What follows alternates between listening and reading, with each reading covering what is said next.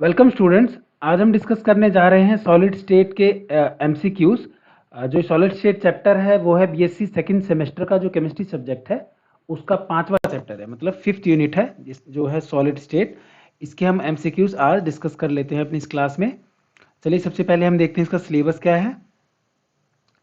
जो ये आपका सॉलिड स्टेट का चैप्टर है सबसे छोटा चैप्टर है। इसमें से क्वेश्चंस भी हमने कम ही लिए हैं, लेकिन हमने जितने भी क्वेश्चन रखे हैं वो सारे काफ़ी इंपॉर्टेंट क्वेश्चन हैं, उनमें से आपके एग्जाम में जरूर जरूर आएंगे। ठीक है, आपके सारे क्वेश्चन को ध्यान से लेना है। एक दो क्वेश्चन हमने न्यूमेरिकल टाइप भी डिस्कस किए हैं, हो सकता है कुछ न्यूमेरिकल सॉल्यूशन टाइप आ जाए। बहुत छोटे से न्यूमेरिकल है, उनमें कुछ ज़्यादा ब्रेन यूज़ करना नहीं है, बहुत छोटे से न्यूमेरिकल है, आप इजीली कर लेंगे। मैंने समझाया है अच्छे से, आप देखिएगा ज़रूर। और ये दोनों क्वेश्चन जो न्यूमेरिकल टाइप हैं वो आपके किसी फ्यूचर में कोई एंट्रेंस एग्जाम देंगे तो उसमें भी वो पूछे जाते हैं। ठीक है, इसमें जो यूनिट सेल स्पेस लैटिस यहाँ से कुछ क्वेश्चन इंपॉर्टेंट बनते हैं, सिमेट्री एलिमेंट से कुछ बनते हैं, और कुछ बनते हैं इनकी स्ट्रक्चर्स में से। ठीक है, और कुछ diffraction derivation of Bragg's equation, इसमें से एक दो क्वेश्चन हैं आपके इसमें। ठीक है, चलिए क्वेश्चन पे चलते हैं। सबसे पहला क्वेश्चन है अ मैच बॉक्स एग्जिबिट। तो जो मैच बॉक्स होता है उसकी ज्योमेट्री के 4 ऑप्शन है आपके पास: क्यूबिक, मोनोक्लिनिक, टेट्रागोनल ज्योमेट्री और ऑर्थोरोम्बिक। तो जो मैच बॉक्स होता है जो उसकी ज्योमेट्री होती है वो होती है ऑर्थोरोम्बिक। ठीक है, तो इसका आंसर होता है ऑर्थोरोम्बिक ज्योमेट्री।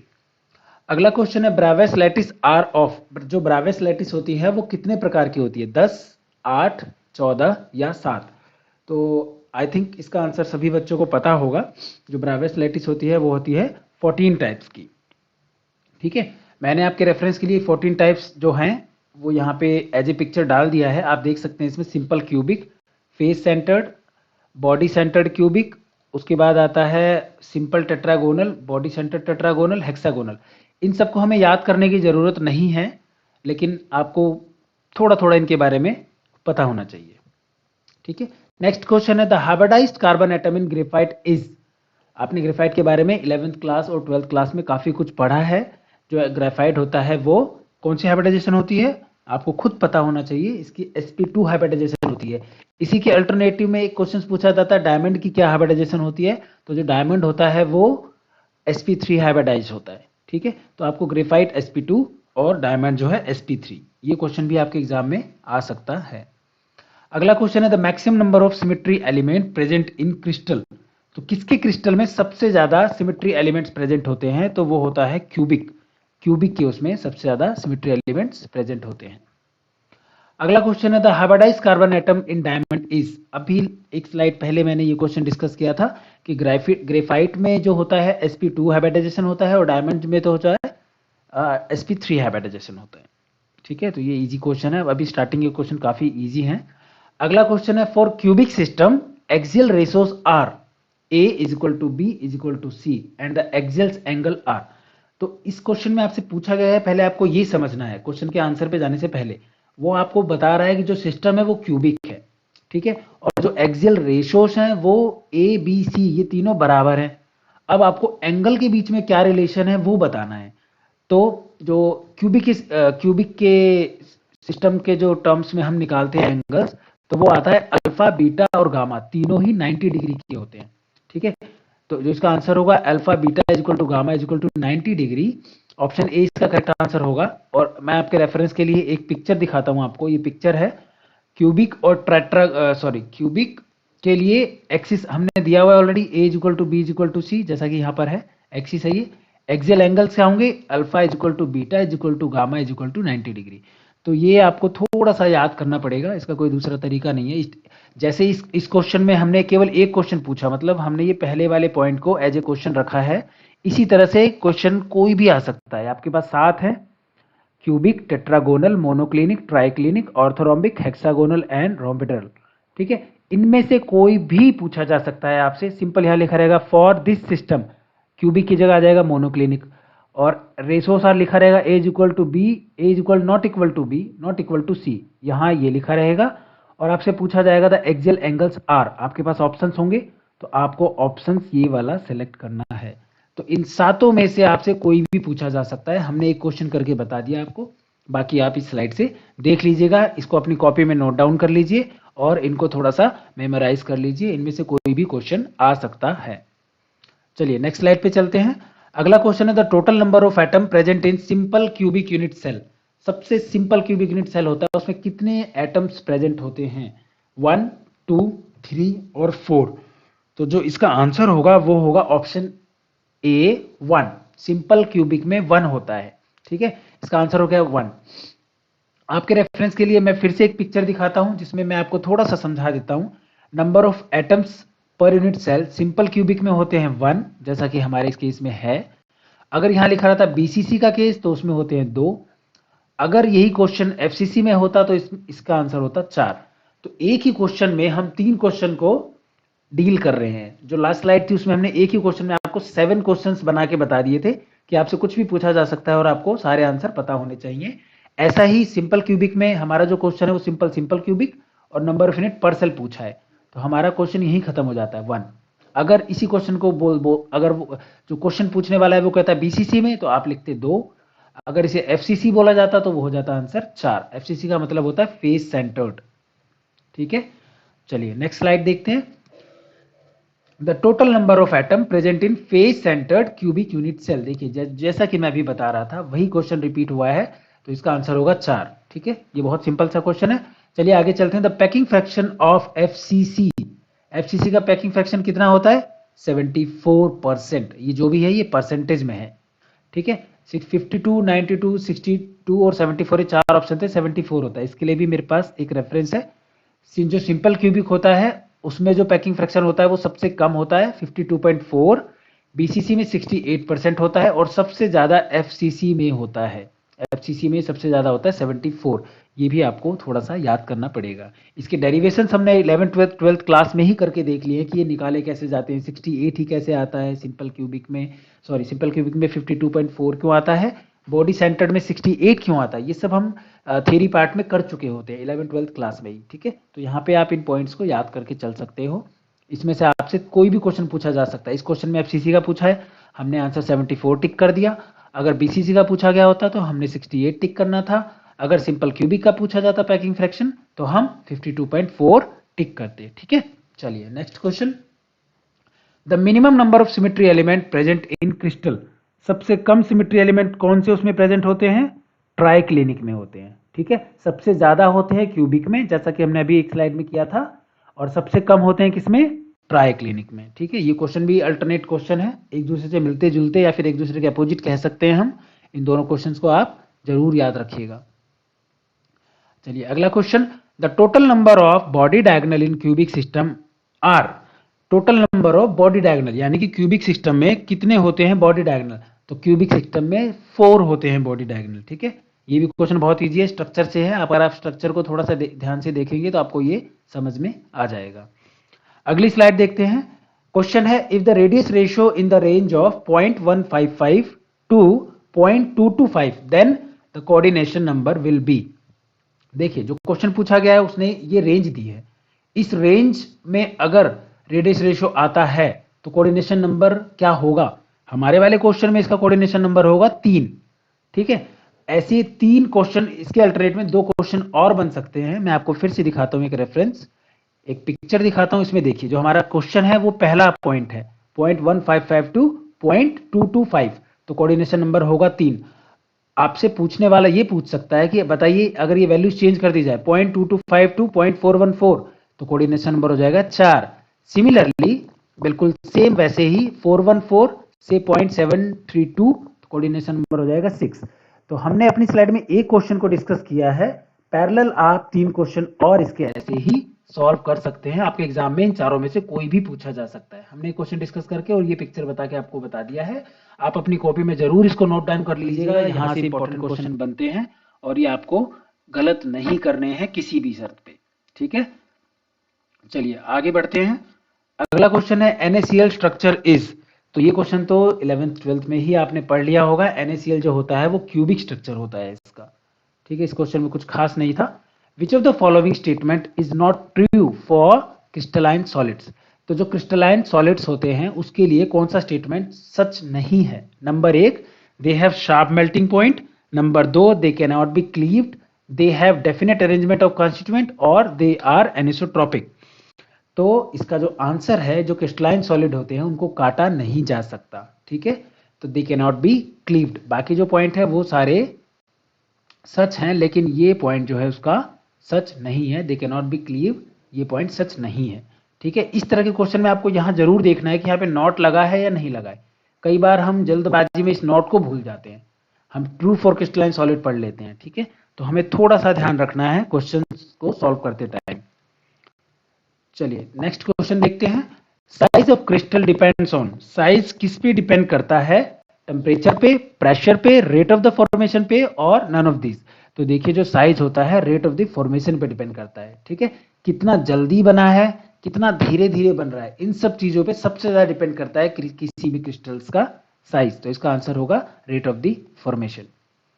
अगला क्वेश्चन है, crystal of a substance have definite geometry, definite size, different interfacial angle, different centre of symmetry. तो ये भी क्वेश्चन काफी इजी सा है। इसका जो आंसर होगा वो होगा डेफिनेट ज्योमेट्री। क्रिस्टल्स होते हैं उनकी डेफिनेट ज्योमेट्री होती है। हर कंपाउंड जो है अगर वो क्रिस्टल बनाता है तो वो यूनिक टाइप के क्रिस्टल बनाता है। ठीक है, तो उसकी ज्योमेट्री अलग होती है। अगला क्वेश्चन है, crystals can be divided into following systems. Crystals को कितने सिस्टम में डिवाइड किया जा सकता है? हमने थोड़ी देर पहले स्लाइड में पढ़ा था, ब्रेवियस लैटिस कितने प्रकार के होते हैं? 14 तरह के, और उसके हाफ होते हैं जिसे हम क्रिस्टल को डिवाइड कर सकते हैं, मींस 7 टाइप्स के। तो क्रिस्टल होते हैं 7 तरह के, ब्रेवियस लैटिस डबल टाइप होते हैं, यानी कि 14। अगला क्वेश्चन है, in a crystal the number of centre of symmetry would be. ठीक है, in a crystal the number of centre of symmetry would be. एक क्रिस्टल में सेंटर ऑफ सिमेट्री कितनी होती है? ओनली 1। तो इसका आंसर होगा ऑप्शन सी 1। अगला क्वेश्चन है, which of the following is not a crystalline solid? Glass, sugar, NaCl और सल्फर। तो आपको पता होना चाहिए जो ग्लास होता है वो क्रिस्टलाइन सॉलिड नहीं होता है। ठीक है, तो बाकी सारे आंसर है जो वो शुगर, NaCl एंड सल्फर, ये सारे क्रिस्टलाइन होते हैं, बट जो ग्लास वो है क्रिस्टलाइन नहीं होता। अगला क्वेश्चन है, which of the following is crystalline solid? इनमें से कौन सा क्रिस्टलाइन सॉलिड है? ग्लास, प्लास्टिक, रबड़ और सल्फर। ठीक है, तो ग्लास, प्लास्टिक, रबड़ ये नहीं होते, जो सल्फर होता है वो क्रिस्टलाइन सॉलिड होता है। इसका आंसर हुआ सल्फर। आपने सुना होगा सल्फर मोनोक्लिनिक भी होता है, सल्फर एक दो और अलग अलग क्रिस्टलाइन वाले फॉर्म में पाया जाता है। ठीक है, चलिए नेक्स्ट क्वेश्चन देखते हैं। The plane which will be absent in the simple cubic system. इसका आंसर होगा 110। जो 110 होता है प्लेन, वो सिंपल क्यूबिक सिस्टम में एब्सेंट होता है। ठीक है, next question, caesium chloride crystallises in BCC lattice, the number of atom in the unit cell is. ये क्वेश्चन हमने थोड़ी देर पहले भी शायद डिस्कस किया था। आपको सिर्फ ये ध्यान रखना है BCC लैटिस है, नंबर ऑफ एटम कितने होंगे हमने अपनी स्लाइड में ऑलरेडी ये डिस्कस कर लिया था कि इसको कैसे निकालते हैं। इसका आंसर होगा 2। आप उस लास्ट स्लाइड में जाके देख लीजिएगा, जो पिक्चर थी उसके अकॉर्डिंग इसका आंसर 2 ही आएगा। अगला क्वेश्चन है, Laue won the Nobel prize for the discovery of what? तो आपको ये पता होना चाहिए नोबेल प्राइज किसके लिए मिला था उनको? मिला था डिफ्रैक्शन ऑफ एक्स रेज। तो जो ऑप्शन डी है वो है इसका correct answer, diffraction of X rays. Next question है, how many axis of symmetry in NaCl?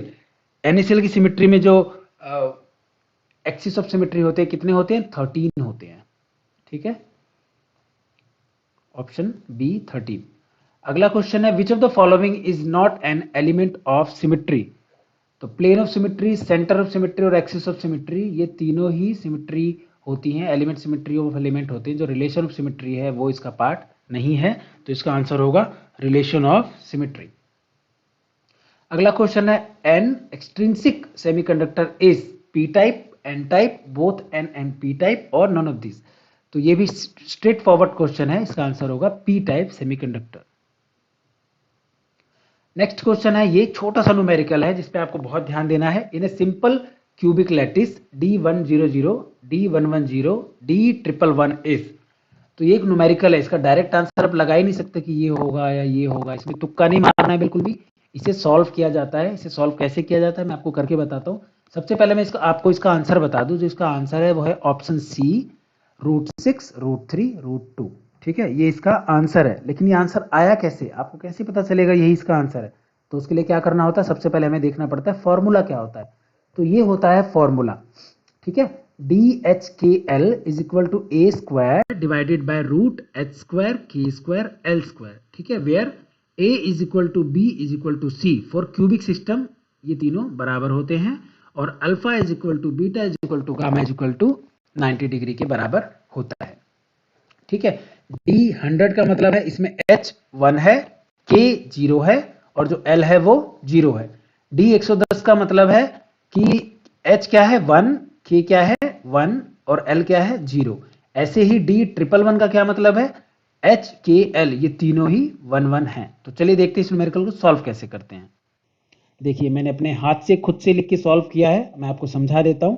D 100 निकालना है आपको, ठीक है, यानी कि एच के एल, जिसमें एच की वैल्यू 1 है, के और एल की वैल्यू 0 है, ठीक है, इज इक्वल टू ए हमने एज इट इज यहां लिख दिया, डिवाइडेड बाय ए हमारा, ए को हमने कांस्टेंट माना है, हमने ए लिखा है ओनली। आप यहां पे चाहें तो स्क्वायर लिख लीजिए, 1 लिख लीजिए, ए कांस्टेंट है हमारे यहाँ पे, ए स्क्वायर भी रहेगा तो उससे हमारे रेशियो पे कोई फर्क नहीं पड़ेगा एट द एंड, ठीक है।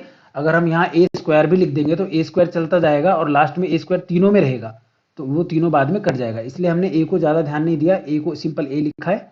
अंडर रूट 1 का स्क्वायर यानी कि एच का स्क्वायर क्या हुआ 1 का स्क्वायर, प्लस के और एल तो हमारे 0 थे, ये दोनों 0 हो जाएंगे, तो डी 100 क्या हो गया ए या ए स्क्वायर, एक ही बात है। ऐसे ही डी 110, इसमें एच और के की वैल्यू 1 1 है, इसमें पुट करेंगे और इसे सॉल्व करेंगे तो आएगा ए स्क्वायर बाय रूट 2 या फिर ए बाय रूट 2। ऐसे ही डी 111 सॉल्व करेंगे तो आएगा ए स्क्वायर बाय रूट 2 और ए बाय रूट 2। अब जब हम तीनों का रेशियो लेंगे तो ए या ए स्क्वायर जो भी आप लिख रहे थे वो तीनों कट जाएगा, कट गया, 1 1 बाय रूट 2 और 1 बाय रूट 3, ये तीनों रेशियो में लिखा आ गया। अब हमारे इसमें इस फॉर्मेट में करने के लिए हमने क्या किया, रूट 3 और रूट 2 से इसे मल्टीप्लाई कर दिया, रूट 2 रूट 3 रूट 6 हो जाएगा, ऊपर रूट 2 रूट 3, रूट 2 से रूट 2 कट जाएगा, रूट 3 बचेगा, और यहाँ पे रूट 3 से रूट 3 कट जाएगा, रूट 2 बचेगा, ठीक है। तो आंसर से मैच हो जाएगा ये आंसर, रूट 6 रूट 3 रूट 2। अगर आंसर आपका इस दशमलव टाइप में हो 1:0.707 रेशियो में 0.577, अगर इस तरह का आंसर दिया हो तो उस फॉर्म में भी मैंने यहाँ पे लिख के दिखा दिया गया है। तो अगर आंसर ऐसा हो तो आप परेशान मत होना, आपको बहुत सिंपल ये फॉर्मूला याद रखना है और इसको इस तरह से सॉल्व कर लेना, ये कोई बहुत मुश्किल नहीं है, बहुत आसान सा न्यूमेरिकल है, ठीक है। चलिए आगे देखते हैं, in which pair most efficient packing is present. तो ये भी क्वेश्चन स्ट्रेट फॉरवर्ड है, एचईपी और सीसीपी में सबसे ज्यादा हाईली एफिशिएंट पैकिंग फ्रैक्शन होता है। अगला क्वेश्चन है, to get n type of semiconductor germanium should be doped with, ये भी स्ट्रेट फॉरवर्ड क्वेश्चन है, आर्सेनिक के साथ डॉप्ट किया जाता है उसे। अगला क्वेश्चन है, sulphur exist in 2 polymorphic forms, ये भी बहुत स्ट्रेट फॉरवर्ड क्वेश्चन है, अभी थोड़ी देर पहले हम सल्फर का क्वेश्चन डिस्कस कर रहे थे, तो जो इसका आंसर होता है वो क्या होता है, रोम्बिक एंड मोनोक्लिनिक। आंसर हुआ इसका A, option A, rhombic and monoclinic. अगला क्वेश्चन है, the correct expression for Bragg's law. Bragg's law क्या कहता है, n lambda is equal to 2d sine theta, ठीक है, 2d, जो ब्लैंक यहाँ पे आएगा 2d साइन थीटा, तो 2d साइन थीटा कौन सा है, ऑप्शन सी, तो ये हो गया इसका आंसर, ये भी स्ट्रेट फॉरवर्ड क्वेश्चन है। अगला क्वेश्चन है, Bragg's law is used in which process, तो ये यूज होता है एक्सरे क्रिस्टलोग्राफी में, ठीक है। ये सब ऐसे स्ट्रेट फॉरवर्ड क्वेश्चन है जो आपके एग्जाम के लिए बहुत इंपॉर्टेंट है, आप इन सब क्वेश्चंस को बहुत अच्छे से याद करिएगा। एक्सरे क्रिस्टलोग्राफी इसका आंसर होगा ऑप्शन सी। नेक्स्ट क्वेश्चन है, the scattering of waves in Bragg's law experiment is due to, ये होती है रिले स्कैटरिंग की वजह से, ठीक है। ये भी क्वेश्चन अगर आपने ब्रैग्स लॉ एक्सपेरिमेंट के बारे में पढ़ा है तो ये क्वेश्चन भी आपको पहले से आता होगा। नेक्स्ट क्वेश्चन है, in sodium chloride crystal each chloride ion is surrounded by, तो sodium chloride 6 sodium positive ion से सराउंडेड होते हैं, इसका आंसर हो जाएगा 6 sodium positive, option B. Next question है, intercept made by plane on the crystallographic axis are 2a 3b 2c, the Miller indices will be, ठीक है। ये भी एक छोटा सा न्यूमेरिकल है, पहले तो मैं आपको इसका आंसर बता दूं, इसका आंसर होता है बी, 2a 3b और 2c का जो आंसर आएगा वो आएगा 323, जिसे हम पढ़ेंगे 3 2 3। अब ये आया कैसे, अगर क्वेश्चन में इसकी वैल्यूज बदल जाए तो आप कैसे सॉल्व करोगे, चलो मैं आपको बताता हूं हम कैसे करेंगे इसे सॉल्व।